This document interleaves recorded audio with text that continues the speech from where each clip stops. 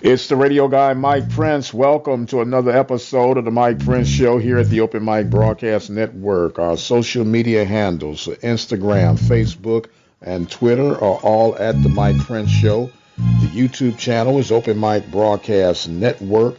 Our website, obnradio.com, and our 24-hour dial-in message line, 713-570-6736. And without any further delay, we're going to jump right into today's episode. Yesterday, obviously, moved some needles when I got to speaking with you guys about the possibility of a new structure as far as head football coaches' salaries go in the world of FCS, in particular that of the Southwestern Athletic Conference. Some of you were in agreement, some of you were not in agreement.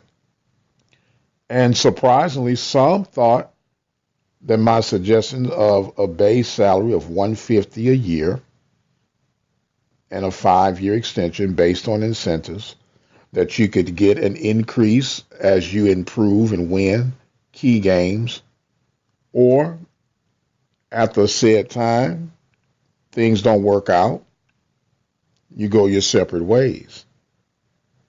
Some of you have said that that would not be enough. That would be a deal clincher, even with the 5-year, 150 base, with the possibility to max out between 2 and 250 a year with incentives. Some of you have said that that's too much. Said a doctor, Mike, makes about 150 a year after the first year of graduating medical school. And we're still talking about a game that's played by kids. I said, okay, I heard you out. But could it be that in the case of the modern football coach, that we have priced ourselves out of the market?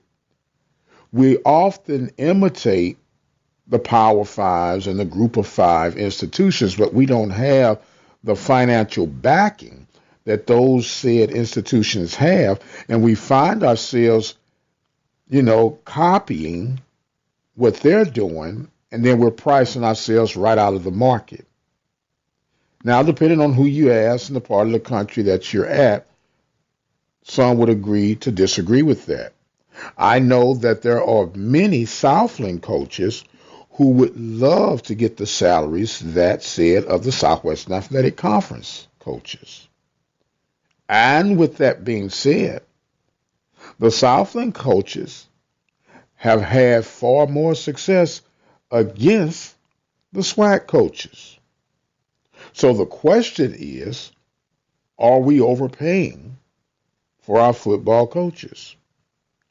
Are we overpaying for coaches, period? That remains to be seen. But I do believe that you can't price yourself out of the market, that you can't afford to take care of the rest of the said programs that need the financial support.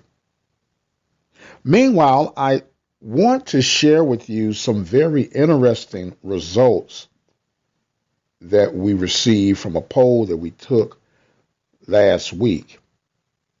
And it's a very simple poll. It's nothing so overwhelming, but you get a pretty good gauge of how things are going and what's the pulse of the people. The poll question was simply this: you only have money to offer one scholarship. Who do you make the offer to? And here are the options. All of these, by the way, are 3-star ball players: a kicker, a running back, a long snapper, or a linebacker. You only have one scholarship left. Who do you make that offer to?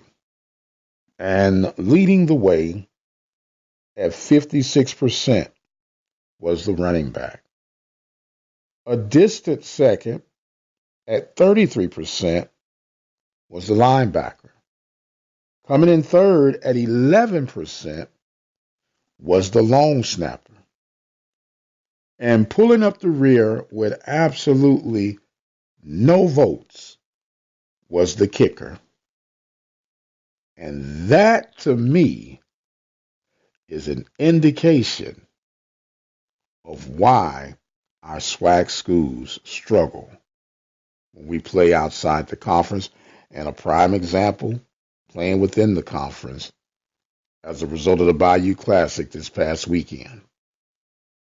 If I only have one scholarship, running backs have been proven to be a dime a dozen.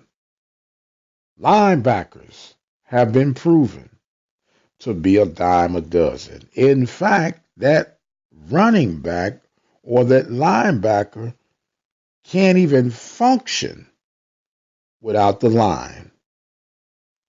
A long snapper, how many games have been decided on a bad snap, on a punt deep back in your own territory, and it was a game changer? Needless to make mention of a kicker that blows a field goal, a point after try, and you end up losing by 1 point, 2 points, 3 points.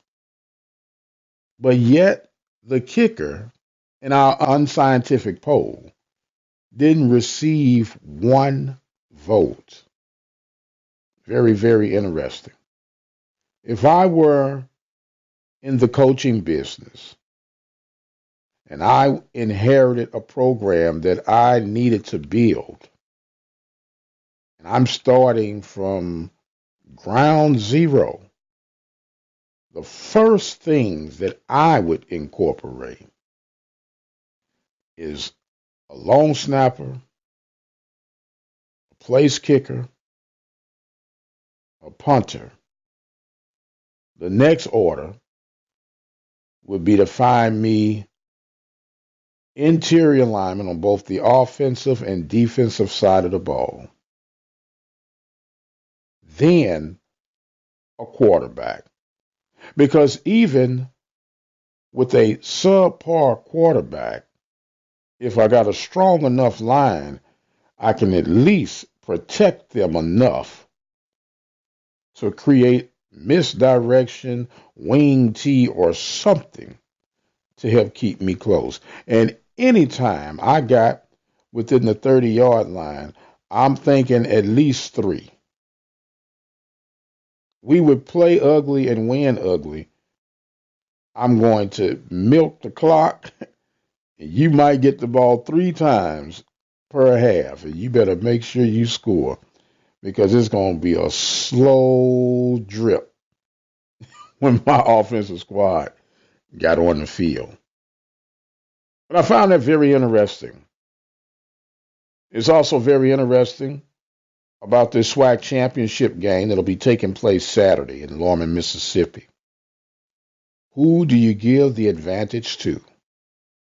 The Braves or the Jags? Don't forget, we got a lot coming up this week.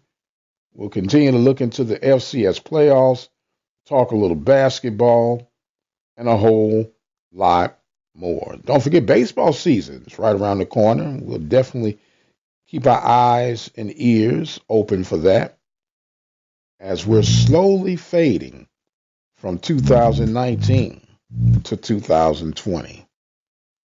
And speaking of fading, I am going to exit stage left for right now. I am the radio guy, Dr. Mike Prince. Thank you guys so much for joining us. And until the next time, you guys be blessed, and we'll see you on the other side.